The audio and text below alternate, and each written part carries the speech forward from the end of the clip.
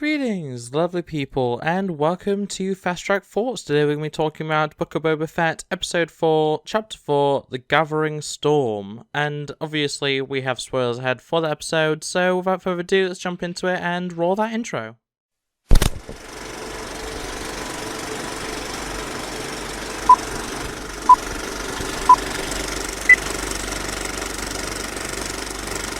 So this episode opens, as many have, with Boba in Bacta, and this episode really kind of set home the fact that we see Boba spend so much time in the Bacta tank. Like, it's kind of ridiculous how much time he spends in there, but I'll get back to that later. First, we have our flashback, of course. So Boba is scouting out Jabba's palace. He's going to Jabba's palace. It turns out that Slave 1 is actually kept there. Fair enough. We have an entire scene, well, we actually have two scenes of the Banthas being made cute. I like Banthas. I didn't need them to be made cute, but I mean, sure, thanks, Disney. I appreciate that you have to make every single animal in the Star Wars universe friendly and lovable and sellable to a mass market. I love that. But yeah, then we see a bunch of flares combined with the sting from the Mandalorian. You know where this is heading. So we actually have a complete reconstruction or recontextualization of the Fennec Shand is walked upon by someone wearing Tusken clothes scene. Like, is that exact scene. We actually get a shot that's similar but not identical to the original shot. It's a little bit zoomed out. And, yeah, we get multiple angles on that entire encounter. It's a really good little, bit of continuity, and I quite like that, because it doesn't go against anything at all within The Mandalorian. It's literally just showing more context to that scene, and I really do appreciate that. So Boba then takes Fennec to a bunch of cyborgs. A mod parlor is what they call it, which I'll get back to them calling them mods later. But yeah, there's a Robodoc with what looks to me like a Super Battle Droid style arm. It's interchangeable, so he has different tools and stuff. Looks very interesting. I'd love to see more variants like this. It was just an interesting thing. I just looked at it, I was like, that looks like a Super Battle Droid arm. But yeah.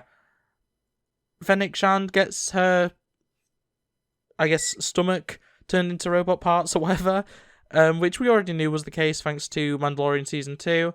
And, yeah, we then find out that the main reason that Boba has been going to Jabba's palace, as I kind of said earlier, is that Slave 1 is there, though he calls it his gunship. I'll get onto this later as well.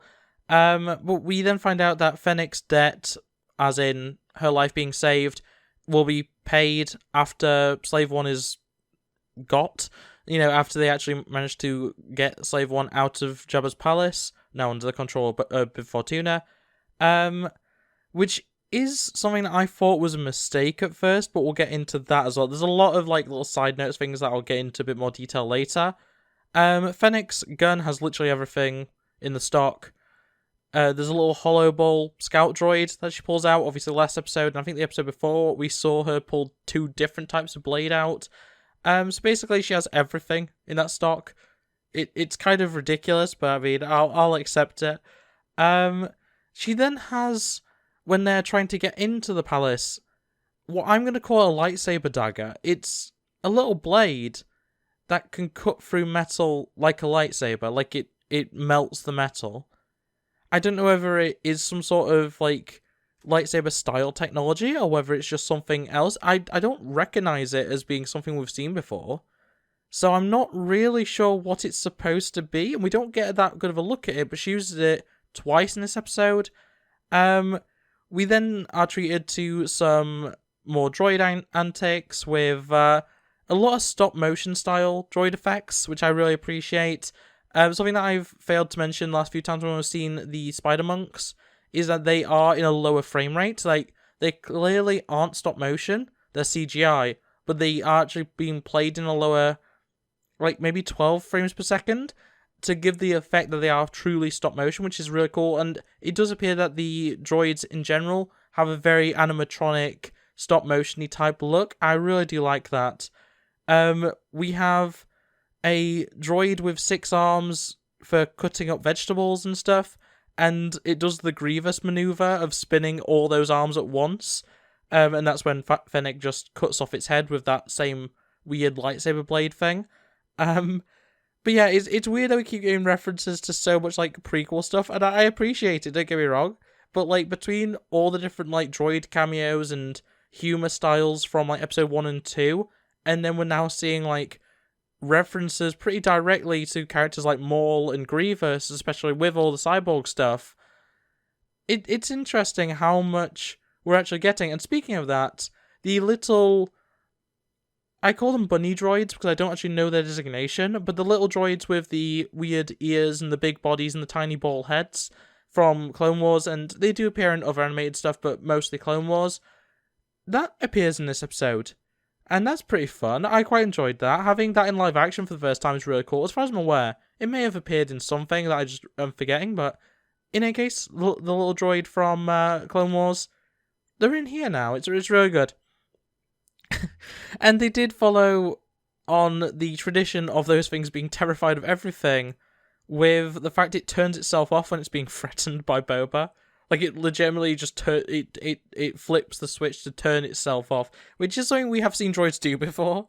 And I believe, like, wasn't there a joke in Rebels or something about a droid that you turn it on and it immediately turns itself off, kind of like that real life cat like in a box toy thing where you flick a switch and then the cat goes and flicks the switch again to turn it off, and the entire action is just it coming out of the box, turning it off, and then going back in. But anyway, that's a completely different side note. We then have a bit of a shootout, which includes a poor gonk droid getting blown up, and it's really weird to me that it's like they humanize so many of these droids, and yet they are happy just to blow up gonk droids constantly. Like, gonk droids get detonated all the time, and they are as sentient as like a astromech droid. Like, we love R2-D2, and like every time, like, you know, when R4 or R5 or any of the other R units, because they're the only ones that ever seem to die, but it's like, when astromech droids get dismembered or destroyed or whatever, we get really sad. But then when a gonk droid dies, it's just like, oh, that's just normal. Like, we're so desensitized to it. But yeah, a poor gonk droid got blown up by Fennec. But we do see a lot of crack shot Fennec, just like perfect accuracy Fennec, and I have no issue with that. That's what she's known for. She's known to be like a marksman.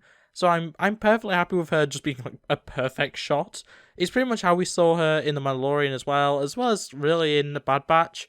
So I'm perfectly fine with Fennec just being this absolute badass who cannot be stopped under any circumstances. And then they get Slave One out of the palace.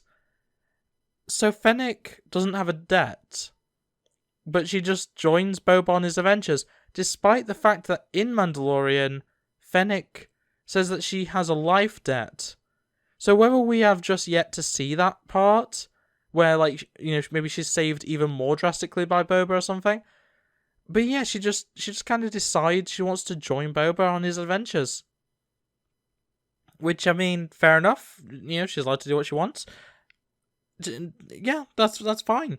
They then revisit the biker gang that killed Tuskens, apparently.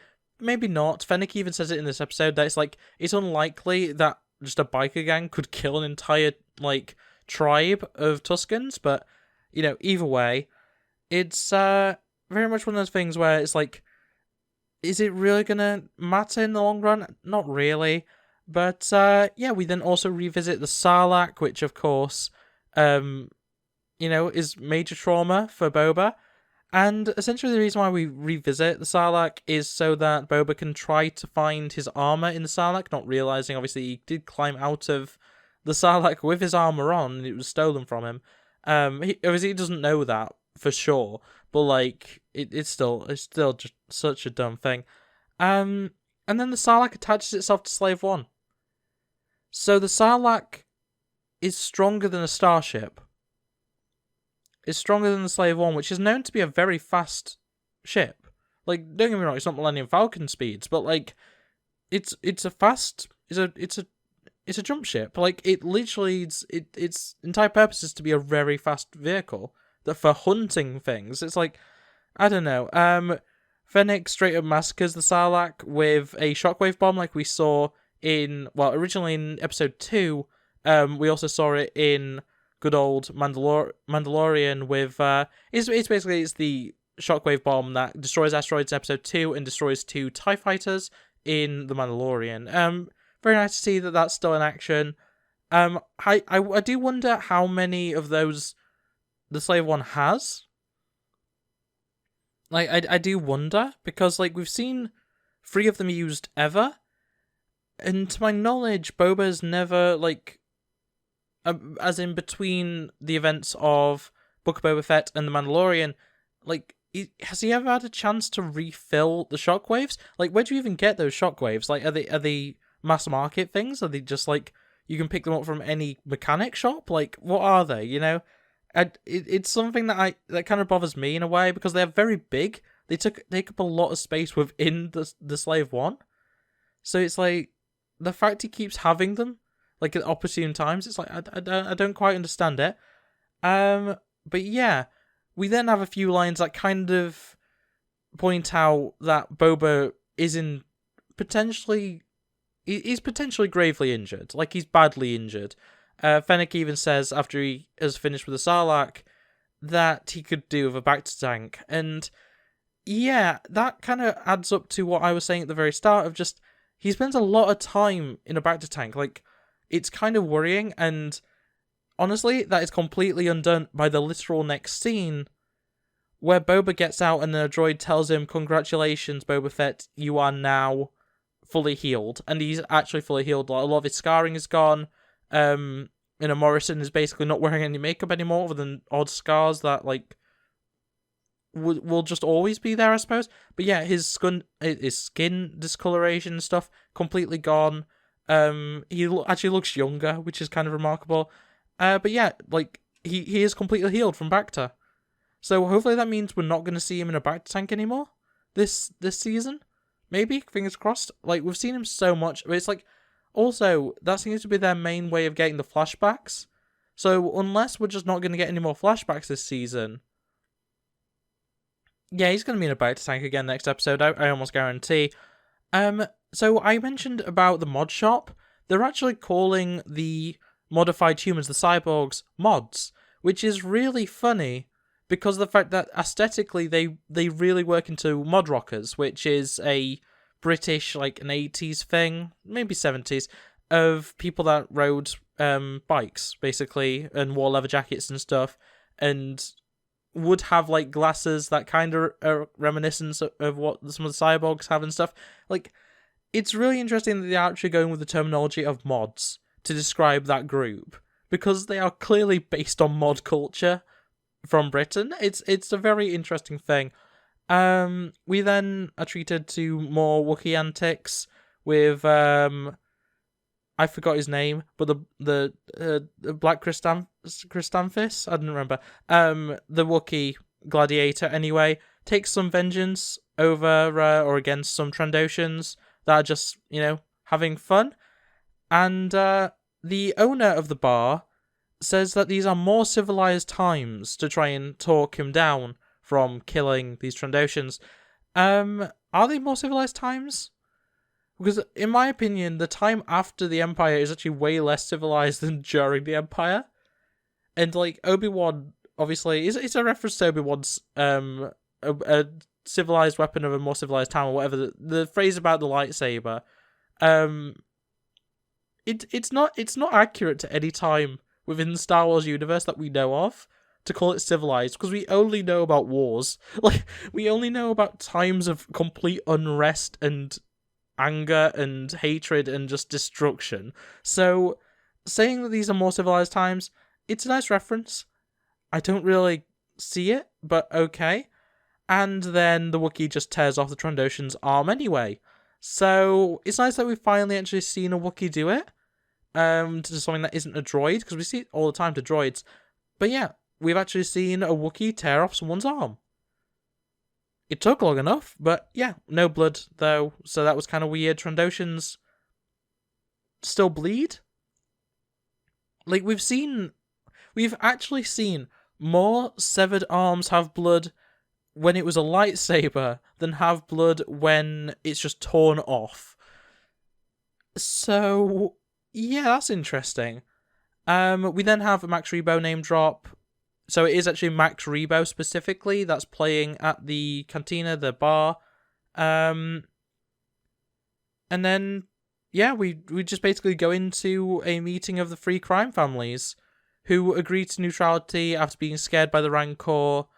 And, yeah, that's really it. Also, Black Chrysanthemum, or whatever his name is, the Gladiator Wookiee, is also working for Boba, presumably. We don't see him, but he's offered a job.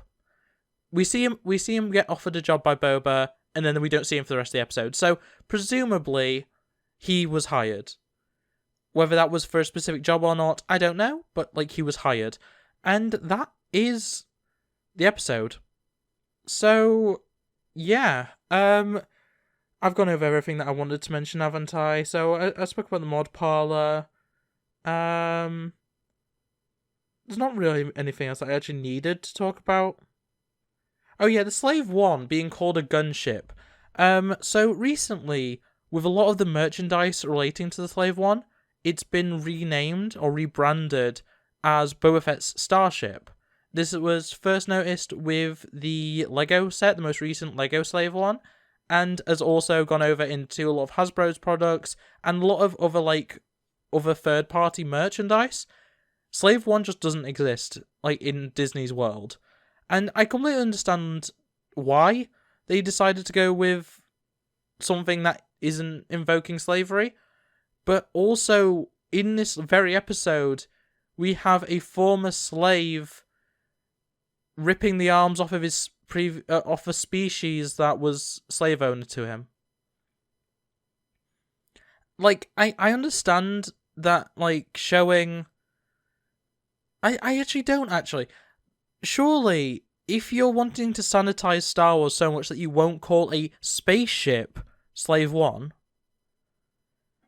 even though it's been called Slave One in other films, it makes so little sense to me that they're then showing a former slave almost killing the species, not even his slave owners, like the species of his slave owners.